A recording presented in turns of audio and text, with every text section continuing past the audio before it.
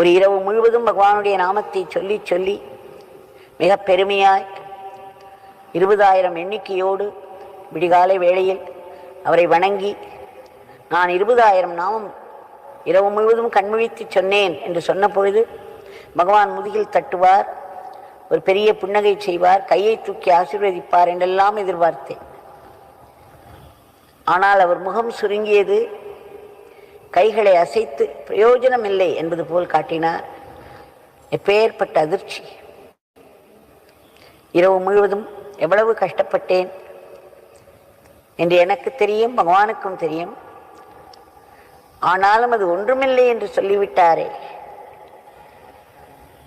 என் கண்களில் தெரிந்த கேள்வியை பார்த்தார். பிறகு சொன்னார், நீ சொன்னாய் நீ அந்த நாமத்தை செய்ததாக. என் தந்தை அருள் இல்லாமல்